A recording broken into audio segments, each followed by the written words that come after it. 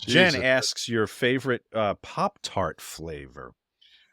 Always, well, I had two. Is strawberry, I think.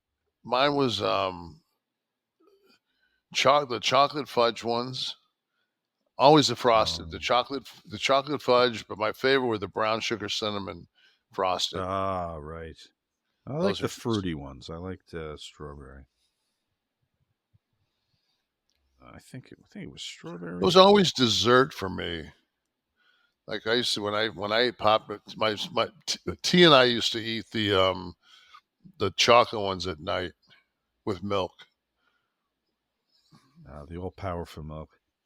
Have you ever tried a Pop-Tart? And what's your favorite flavor? I'm sure the same question. Okay. Currently on a cookies and cream kick. See, I have never tried that. No, they didn't have those when I was. Yeah, I don't think so either. My wife and my mother-in-law made a birthday cake for me. So when I came home, on it was supposed to get home Saturday night at 11 p.m. and I ended up getting home around 3 o'clock Sunday morning, and my wife had already went to bed. But when I came in the house, I had to turn the alarm off, and just that noise set the dog off. So she set the dog on the floor, and he ran down screaming.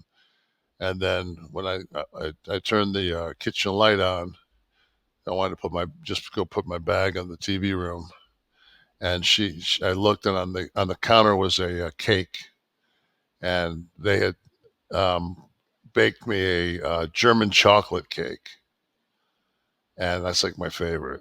Yeah. So, and I haven't eaten sweets, and God, a buddy of mine, I went to a buddy of mine's house for dinner, Joey Biggs, and he gave me a key lime. I love key lime pie, so he gave me a key lime pie tart thing that was just. And the reason I don't eat that shit is because it's like heroin. Like you could. You keep Could you going. imagine? Yeah, could you imagine if key lime pie was the equivalent of egg whites? Like you could eat like like a plate of egg, like you can eat a plate of egg whites like this, and all it does is just like does nothing. Could you imagine eating you know Endless key lime pie. I had yeah key lime pie here for 4th of July. yeah I Oh, mean but key it was lime pie just is just amazing. there's just nothing better. And down And the by thing you, is, there's like, so much better too. name something that you can eat. Like, name a dessert that beer goes with. Key lime pie. Like, Does it? yeah, like a Corona and a key lime pie. When you put a lime in your Corona, what's the difference? You eat the damn thing. So last night she told me, she said, and I had a piece. We went out to dinner on my birthday, and we always go to Hyde Park, on my birthday. But this was, of course, my first birthday without tea, and I just as the day went on, it was like 4 o'clock, 4:30, and I looked at the timer and I said, I can't go to Hyde Park and sit and tea not be at the table and it be my birthday. I said, I'm not there yet. I said, let's just go. And a buddy of mine, Chris, owns Millie's, which is a The great, seafood place, right? yeah, the great little restaurant. I'll tell you a funny story about that in a second. So we went there but I came home and I had a piece of that German chocolate cake. So I always text Chris because there's a minimal amount of tables at Millie's, and they're always full. So I always text him. He goes, "Oh," he said, "You're coming in." He goes, "I can't wait to talk to you because he's getting ready to open this pizza place." He goes, "Because I want to talk to you about this Detroit style pizza, and you'll be." So I get down there. We're talking. He goes, "So," I said, "Number one," I said, if you want to make a square pizza and call it Detroit pizza, you can knock yourself. I said that fucking. I said, obviously you don't listen to my podcast because I said that's fucking. And I was looking at Instagram today, and there's a picture that said, "You haven't eaten pizza until you've eaten pizza in your car." And it was a Little Caesars, and there was a round pizza next to the gear shifter with pepperoni, and I went, not a square fucking pizza, Mm. a round pizza. Yeah. So, but anyway, so last night, then she told me, like, I don't know what this ruling is in our house, but like, food can't sit around in the refrigerator. Like, it just like it's got to be thrown away. And she ate a piece of the German chocolate cake, and she didn't realize as she's gotten older that she gets like she's allergic to the coconut. So like she was having a hard time breathing after like she had a couple of bites of it. So now there's like she wants that because it was fucking delicious, and she wanted that shit out of the house. So last night I came home from the gym and we had dinner, and then we hung out and watched TV. And I said, she said, take, were you going to take the trash? I said, please, take the rest of that cake out. So I took the cake and I cut like that much of the top of it off, and then I cut like the middle of it out. So all it was the frosting with just a little bit of, it was like, and I put it in a bowl and I made it was like German chocolate pudding. Pudding. It was, and I tell you, it was tasty, even with a glass of with a glass of Shiraz. So But the coconut was gone. Was the important thing. You scraped yeah, the coconut off. I got the no, I had to throw it away because I guess the coconut, but I didn't have a problem with the coconut. Yeah. No, but I mean, it would have been in the house with her. She might have Yeah, contact allergy. might have been like when somebody has a peanut allergy and you're 33 rows up in first class eating a peanut. The chance you could just go into shock back there in 37B. My wife has an allergy to walnuts and hazelnuts, and one of the bad ones. Like she's on the clock for about 3 minutes. Mine's walnuts. You have the walnut, okay? So you know the deal. It's like we're in It's Little Italy. Tree nuts. So hers is those are tree nuts. Yeah, but strangely though, like almonds, no allergy. I don't have no. I ate walnuts because they're higher in protein. I ate them at Magic Mike, and I woke up in the middle of the night. My stomach was all bubbled up. I had like my gut was distended, and I went to the restroom, and there was blood in my stool. Wow. And I was like, "What the fuck?" Sounds like a Rock Hudson documentary. Yeah, and I'm saying, well, I don't feel dandy, and the I Googled, and it said that the tree nut was, that was, and one of the things was that you could, it was like colitis almost. I'm thinking, oh, great. I ate, 8 ounces of these fucking walnuts. And thank God the next day we were shooting, we had our shirts on. Oh, It took 2 days to get that, to get my stomach calm and flat. So. Yeah, some places take it seriously, some don't. Like I was saying, the other night we were in Little Italy. We wanted to go to this place that was making their own pasta. They had some really authentic Italian pasta. So we go over and went to the tourist haven known as Little Italy. And we're sitting there eating. And one of the dishes we order is a pesto. And sometimes in pesto, they can use nuts. Usually it's pine nuts, which she's not allergic to. But sometimes they get a little crazy and put hazelnuts in there or something, which you can't have. She'll go into anaphylactic shock. So she says to the guy, she says, no nuts, right? He says, no nuts. Neapolitan recipe, no nuts. She says, all right, I can't have nuts. So she comes, we're eating, we're tasting each other's pasta. She eats the fucking pesto. She goes, it's got a nut.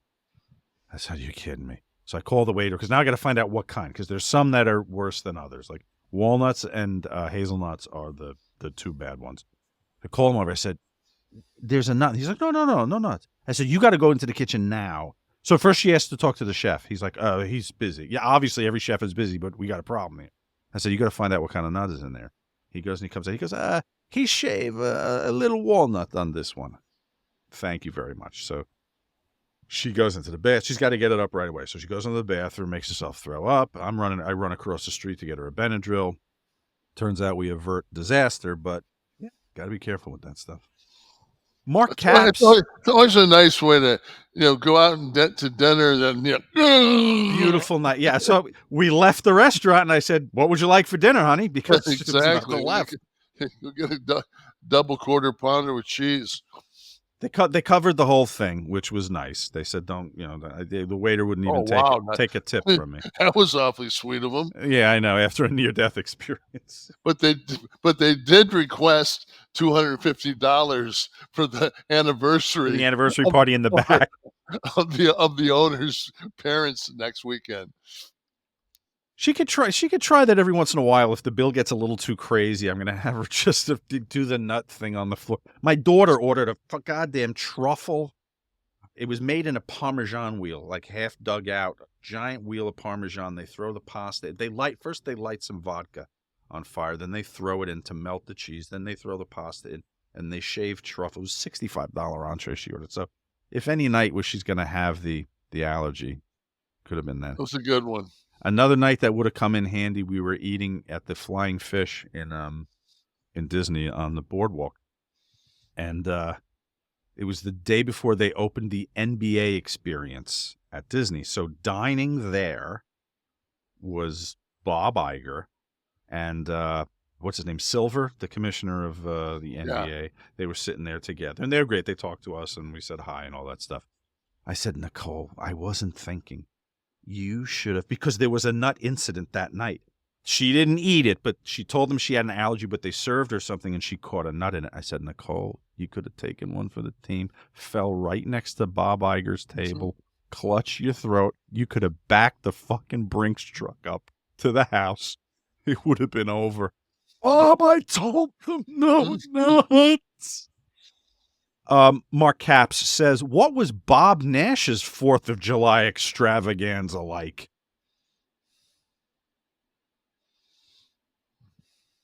Nothing going on back there in the yard? Cookouts, fireworks, what? I'm sure we had cookouts. I remember as a kid you got a sparkler. Something nice he's like just that. standing there. Yeah, it was just nice and quiet, fucking something nice and quiet. Sit there and have your fucking scotch, smoke your cigarette, and let the fucking 3 little rugrats run around the fucking 40 by 60 front yard with a sparkler. What? It's what? I'm sorry, Your Uncle Jerry put the sparkler where upstairs? my fucking wife was talking to one of her friends the other day, and I heard her, and they were saying something because we've got people at our house, fixing everything, and now they're going to start down here soon at the condo, and they made a reference to like, well, doesn't Kevin do anything? And she's like, no, see, Kevin's dad taught him when he was a little boy that someone's got to work. There's a guy called a painter, and she gave him the whole fucking run through. And she got off the phone. I said, fucking well done. I hope that bitch fucking learned something. Yeah. Did you tell her we don't fucking pay for our anniversaries either? You either wield a hammer or a checkbook. You got to be good at using one or the other. Yeah. Who else in the house? I don't want to ignore anyone. You can either fucking take bumps or fucking, get underneath and change the oil. But you can't do both. Right. Any questions in the house? I don't want to ignore anyone. Headingite says, hey, Kev, do you have any stories about the Kowloon restaurant in Boston? They are closing soon, and I know the boys loved it there. Is that like the Japanese steakhouse place that used to be it used to be, years ago, the Howard Johnson's? I'll wait for confirmation. So I guess you've eaten there. Well, we used to go to August Moon too. That was out in Revere. Kowloon, I don't know. I'm not sure the reference. Is that it? Oh, I've been there before. Yeah. Yeah, I've been there before. I'm not a huge Japanese or was it Chinese or Japanese? Chinese. Yeah, I'm not a. In the immortal words of Scott Steiner, What the fuck would we eat Chinese for? You ever see a Jack Chinaman? So I guess. I said, that guy in those fucking Van Dams was pretty big, but what do I know? What else we got in the house? Anything?